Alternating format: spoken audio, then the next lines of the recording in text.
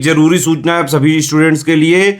Study for civil services का Android app Google play store में आ चुका है, उसको प्लीज तुरंत इंस्टॉल कर लीजिए। और अगर आप स्टडी फॉर सिविल सर्विसेज के सिर्फ ऐप से कोई भी कोर्स, कोई भी पीडीएफ परचेस करते हैं तो उसमें अप्लाई कूपन, अगर आप ज्ञान सर जो है आप उसमें अप्लाई करते हैं, ये कूपन कोड है, तो उसमें 20% फीस तुरंत माफ हो जाएगी। मतलब 20% डिस्काउंट तुरंत उसमें लग जाएगा। ज्ञान सर लिखना है, नॉर्मली ज्ञान सर, स्मॉल लेटर में है सब कुछ, कोई स्पेस नहीं, कोई कॉलम नहीं, सिर्फ ज्ञान सर, GYANSIR। इस तरह से अगर कूपन कोड लगाते हैं आप ऐप में बाई करने से पहले, जो अप्लाई कूपन वाले में आता है, तो 20% का डिस्काउंट तुरंत मिलेगा। वीडियो देखिए। दोस्तों एक बार फिर से आपका स्वागत है यूपीपीएससी बेस्ट ऑनलाइन कोचिंग के इस यूट्यूब चैनल पर। आज की इस वीडियो में हम लोग विजयनगर साम्राज्य की चर्चा करेंगे। देखिए, इससे पहले की क्लास में हम लोगों ने मध्यकालीन भारत में दिल्ली सल्तनत की विस्तृत चर्चा कर रखी है। अगर आपने उन वीडियोज़ को नहीं देखा है तो आप प्लेलिस्ट में जाकर ज़रूर देखिएगा।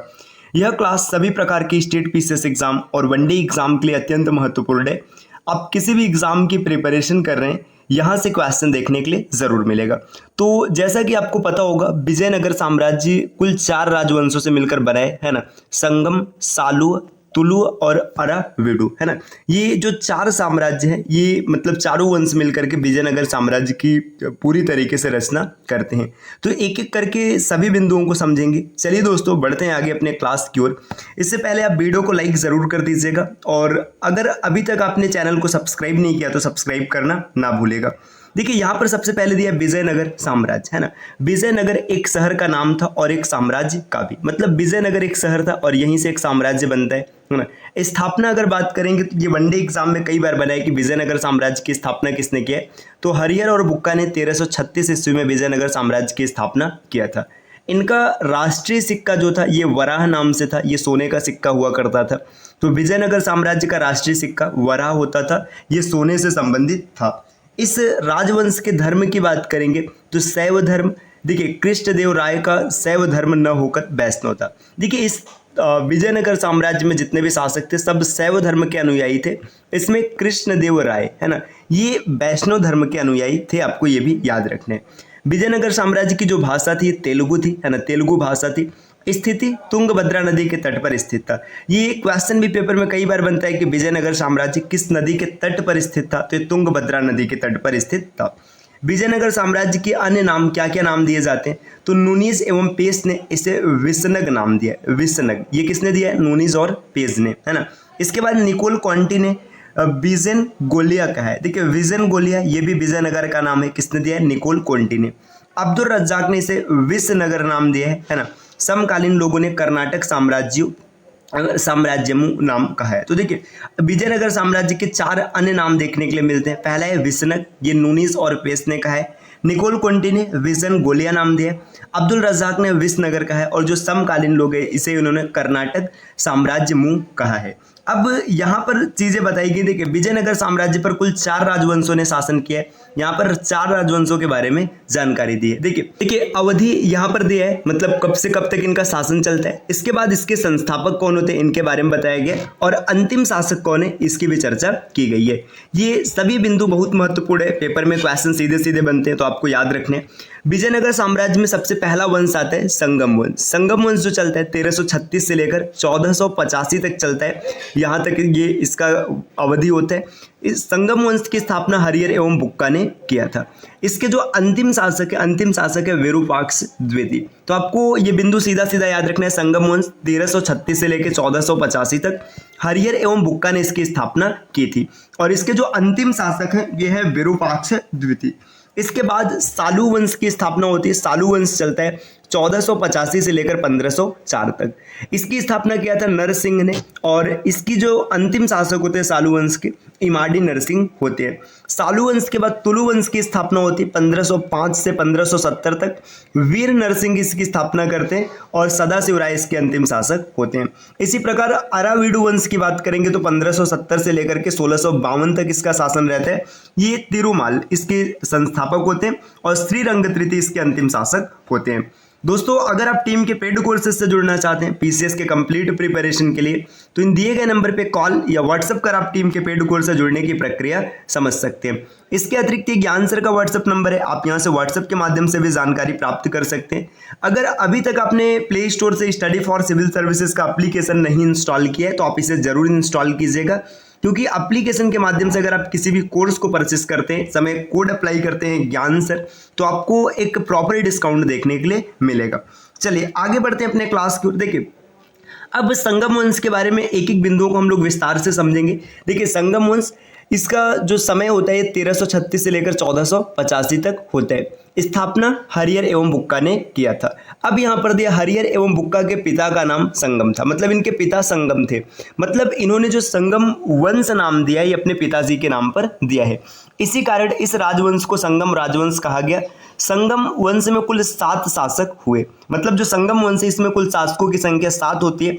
हरिहर प्रथम संगम वंश का प्रथम तथा विरूपाक्ष द्वितीय अंतिम शासक होता है। देखिए हरिहर की बात करेंगे तो हरिहर संगम वंश का प्रथम शासक है, इन्होंने इसकी स्थापना किया है। और विरूपाक्ष द्वितीय ये 1465 से लेकर 1486 तक शासन करते हैं, जो इस वंश के अंतिम शासक रहते हैं। अब यहाँ पर हरिहर प्रथम या बुक्का प्रथम, यहाँ पे गलती से हुक्का लिख दिया गया, हुक्का नहीं भाई ये बुक्का है ना। हरिहर और बुक्का ने इसकी स्थापना की थी, तो यहाँ पे हरिहर और बुक्का के बारे में बताया गया। इनका जो शासन काल दिखाया गया ये 1336 से लेकर 1356 तक दिखाया गया है। देखिए हरिहर प्रथम संगम वंश का पहला शासक था। हरिहर प्रथम ने साम्राज्य की पहली राजधानी तुंगभद्रा नदी के तट पर दक्षिण तट पर स्थित अनेगोंडी को बनाया था। तो देखिए यहाँ पे याद रखना है कि जो हरिहर की राजधानी थी, पहली राजधानी थी कौन है, अनेगोंडी। अनेगोंडी कहाँ पर है, तुंगभद्रा नदी के दक्षिण में स्थित है, ये पहली राजधानी बनाई गई थी। 7 वर्ष बाद उसने विजयनगर को अपनी दूसरी राजधानी बनाया। इसके बाद देखिए 7 वर्ष बाद क्या हुआ, विजयनगर को फिर से राजधानी बनाया गया, ये दूसरी राजधानी है। तो सीधा सीधा एक क्वेश्चन बन सकता है कि इनकी पहली राजधानी क्या है, तो अनेगोंडी है, तुंगभद्रा नदी के दक्षिण में स्थित है। और 7 वर्ष बाद क्या होता है, विजयनगर साम्राज्य को दूसरी राजधानी बनाई जाती है। हरिहर प्रथम के समय बहमनी और विजयनगर के मध्य संघर्ष प्रारंभ होता है। देखिए बहमनी राज्य जो होता है और जो विजयनगर होता है, इनमें संघर्ष प्रारंभ हो जाते हैं हरिहर प्रथम के समय से ही। बहमनी वंश के संस्थापक अलाउद्दीन हसन बहमन शाह, देखिए बहमनी वंश का संस्थापक यहां से याद रखिएगा अलाउद्दीन हसन बहमन शाह ने कृष्णा व तुंगभद्रा नदियों के मध्य स्थित रायचूर के किलों पर अधिकार कर लिया था। तो रायचूर का किला ये किसके अधीन चला जाता है, बहमनी वंश के अधीन चला जाता है। आगे यहाँ पर दिया जा रहा है हरिहर प्रथम ने प्रशासनिक व्यवस्था में भी सुधार का प्रयास किया। उसने काकतीय राज्य व्यवस्था का अनुसरण कर अपने राज्य को देश, स्थल तथा नाडुओं में विभाजित किया था। देखिए काकतीय वंश आपने पीछे पढ़ा है ना, इसी का अनुसरण करते हुए ये क्या करता है कि अपने राज्य को देश, स्थल और नाडुओं में विभाजित कर देता है। शासन के कार्यों के लिए करडमों के रूप में ब्राह्मण की नियुक्ति की गई। उसने राज्य में कृषि के विकास के लिए भी कार्य किया और 1336 ईस्वी में हरिहर प्रथम की मृत्यु हो जाती है। यहाँ पे देखिए 1336 नहीं भाई 1356 होगा, इनका शासन 1356 तक रहता है, ये टाइपिंग की थोड़ी सी मिस्टेक है ना। 1356 में क्या होता है, हरिहर प्रथम की मृत्यु हो जाती है। इसके बाद बुक्का प्रथम 1356 से लेकर 1377 तक इनका शासन चलता है। तो अब बुक्का प्रथम की अगर बात करेंगे तो हरिहर प्रथम की कोई भी संतान नहीं होती, मतलब इनकी कोई भी संतान नहीं है। मृत्यु से पूर्व उसने अपने भाई बुक्का प्रथम को अपना उत्तराधिकारी बना दिया था। मतलब हरिहर की कोई संतान नहीं होती, तो इसकी मृत्यु के पहले ही क्या करता है, बुक्का को अपना उत्तराधिकारी बना देता है कि मेरे मृत्यु के पश्चात शासन का पूरी तरह से अधिकार बुक्का पर होगा, है ना।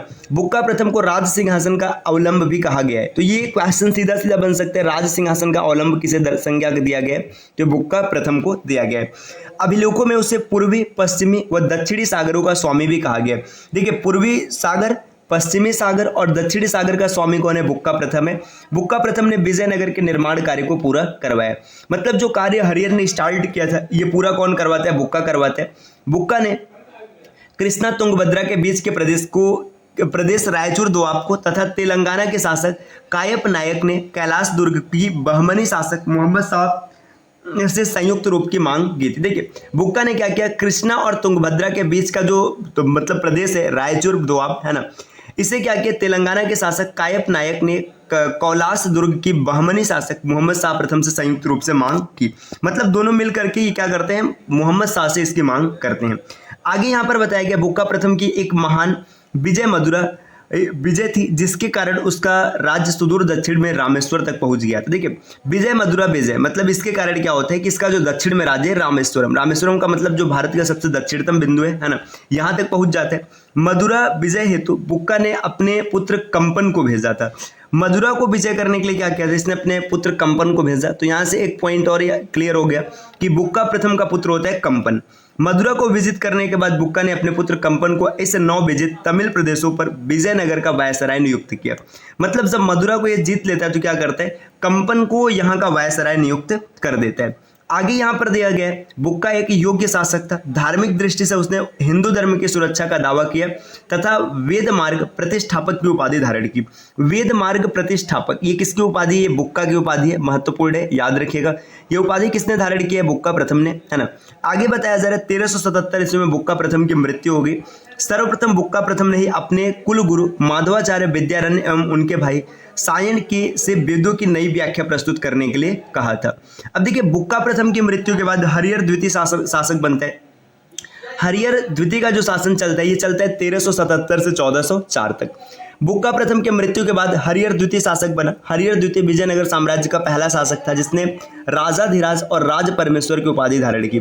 देखिए हरिहर द्वितीय इसने राजाधिराज और इसके बाद राज परमेश्वर ये उपाधि इसने धारण की थी। वल्लूर लेख में हरिहर द्वितीय को राज व्यास एवं राज वाल्मीकि कहा गया है। वल्लूर लेख है ना, इसमें हरिहर को क्या संज्ञा दिया गया, राज व्यास और राज वाल्मीकि।